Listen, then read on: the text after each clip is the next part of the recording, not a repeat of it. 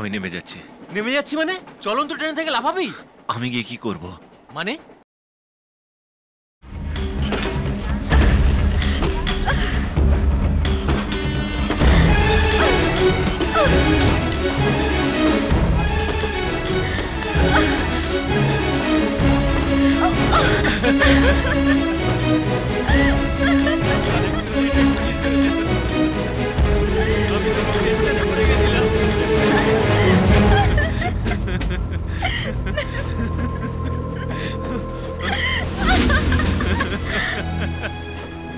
চলো ব্যাগটা দাও।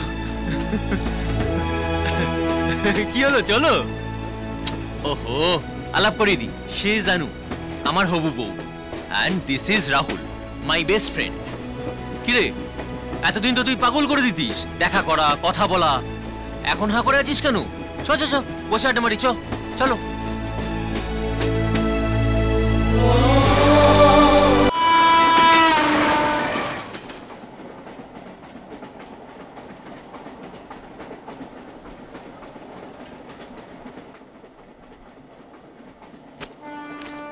রাহুল, রাহুল, এই কি হয়েছে? আমি যাব না, আমি নেমে যাচ্ছি। নেমে যাচ্ছি মানে? চলন্ত ট্রেন থেকে লাফাবি? পাগল হয়ে গেছিস নাকি? আরে কি হয়েছে বলবি তো? দেখ, বিয়ে তো তুই করছিস, আমি গিয়ে কি করব? মানে তুই আমার বিয়েতে যাবি না? তুই বুঝতে পারছিস না, আমি গেলে ফালতু ঝামেলা হবে। আরে কিসের ঝামেলা বলতো? আমি কোথায় চাইছি তুই দুদিন বাইরে গেলে তোর নিজের একটু ভালো লাগবে। দেখ, তুই কিন্তু বড্ড বাড়াবাড়ি করছিস। চুপচাপ আমার সঙ্গে চল, নয়তো সাল আমি বিয়েই করবো না। অভি, একবার এদিকে এসো।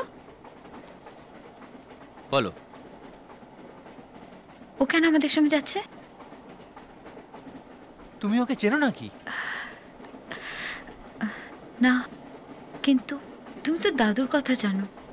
এমনিতেই আমাদের উপর রেগে আছেন, ও গেলে আরো ঝামেলা হতে পারে। তুমি জানো না,